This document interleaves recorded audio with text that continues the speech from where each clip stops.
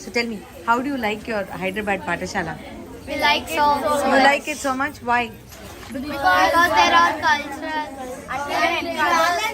We balance both our academics and culturals equally. How do you balance? All morning 8 to 1 o'clock we have academics. Afternoon 2 to 5:30 we have our culturals. When you say academics, what all do you do? We study Check. Let somebody else answer now, okay? You answered beautifully. Now somebody else. Okay, you tell me. One of you tell me. Morning, what do you do?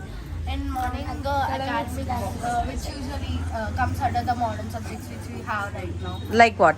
like biology, physics, English, and all the languages. And when it comes to cultures, we have the yoga, music, and You have yoga, and then somebody else tell me. Other than yoga, what do you have? One of you tell me. Amarakosha. Every morning we have Sanskrit class day by day. One day every morning 7th and 8th, and the next day 9th and 10th. 9th and 10th. So you're only 7, 8, 9, 10. Yes. All of you.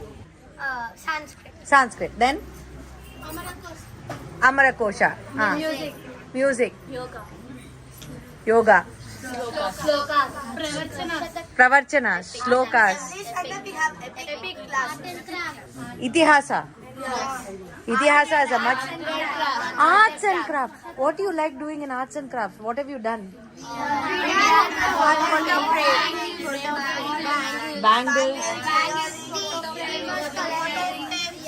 Do you wear the bangles you make? We made it for Parivar. Oh, so you made it and you gave Samarpanam here? Yeah. How nice. What did you do with the bangles?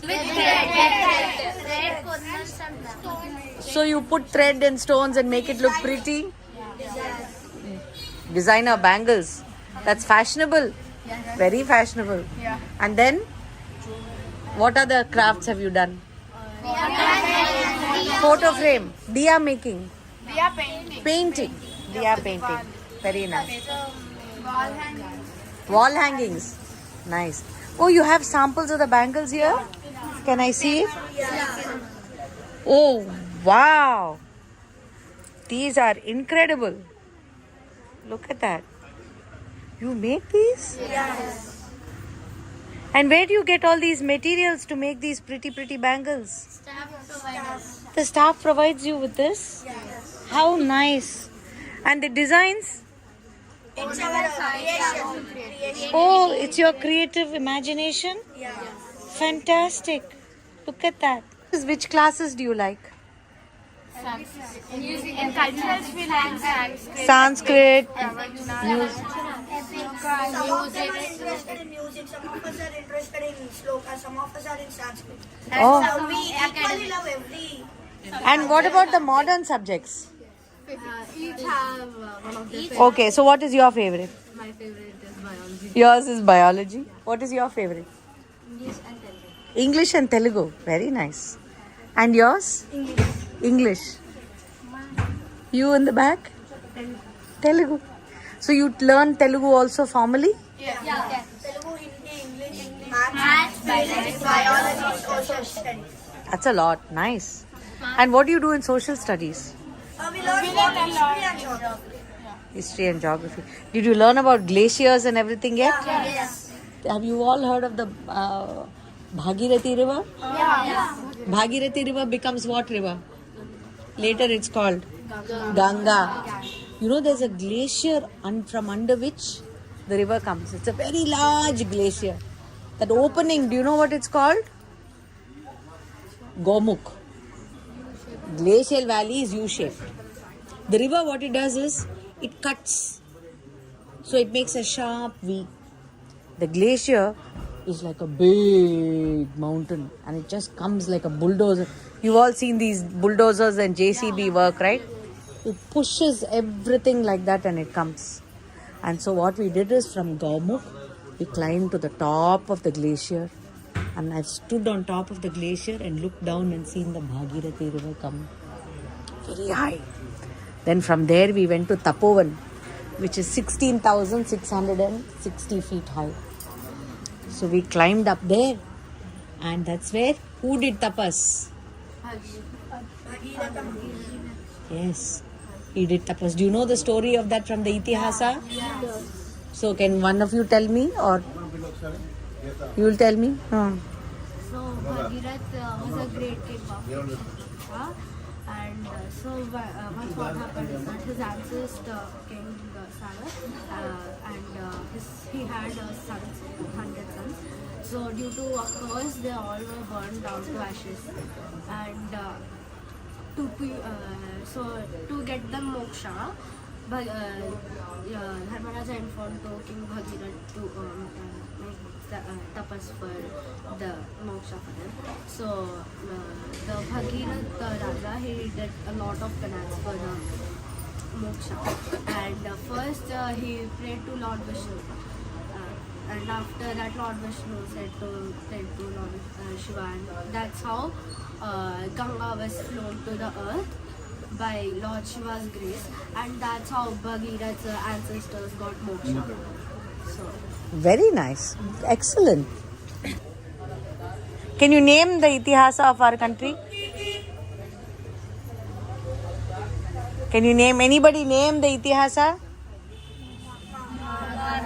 Mahabharata and Ramayana. Bhagavatam comes from the after the Mahabharata, but it's not part of the Itihasa. Bhagavatam is the praise of Krishna, right? Mahabharata tells you all the events and everything that happened.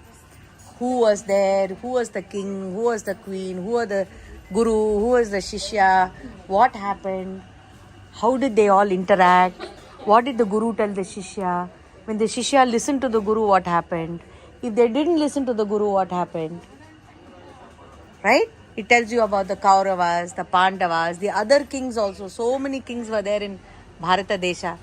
So that is Itihasa, where it tells you about who was there, what they did, when they were there. For example, for Sri Rama, we celebrate Sri Rama Navami. Yeah. How do we know when Sri Rama was born? Dasharatha had no sons. So he did Uttara Kameshti Yagam. So Vishnumurti has taken avatar in the form of Rama. Sri Rama. Sri Rama. But I'm saying my question is different. How do you know exactly when he was born? It's on Navami. Yeah, I'm telling you it's Navami. But how can you be sure it's Navami? In the Ramayana, not the Puranas. In the Ramayana, there are shlokas which tell you exact date and time and place of Sri Rama's birth. So the Ramayana, it says, Dwadasha Mase Navamyam. It gives you the Paksha. Just like we say in the Sankalpam, right? It gives you all the details, and Sri Rama's Jatakam can be drawn from all the information there. So we know exactly. So the Itihasa also gives us exact dates, the time. Only thing is, it's not like February 2023. It is more like the way we said, the Varsha, the Ritu, the Masa, the Paksha, the Tithi. All those details are given. And it will tell you who is there, who's talking, who's fighting. Today in modern history also you have dates. Today in modern history also you have characters. You have kings, you have queens, you have people, you have countries. Correct? Today in modern history also you have battles that they have fought, wars they have fought. So what is the difference in how modern history is and what our Itihasa says? In Itihasa, we get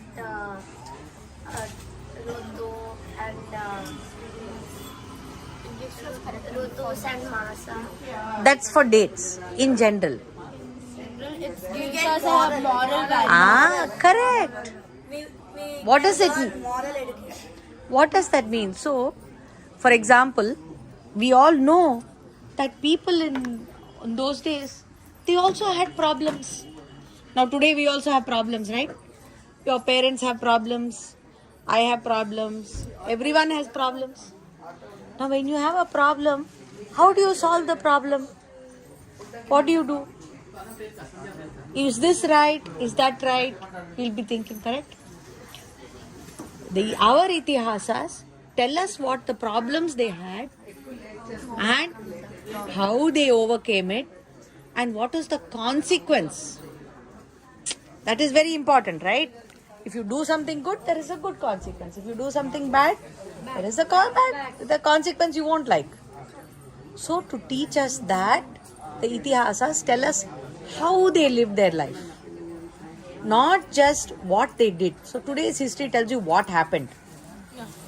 But our itihasa, which means literally, this is how it happened. It certainly happened like this is how what the word itihasa in Sanskrit means. So it tells us this is how it happened. It not only includes the dates and everything, but it also includes people's psychology, their emotions, their experiences, what they remembered. So it's got lot of other things in it. We can learn from them. Yes, you can learn from that. If you sit and think of, how did Kausalya feel when Sri Rama went to the forest? Ramayana tells you how she felt. Then you say if somebody else has a situation where their child has to go away, how will that mother feel?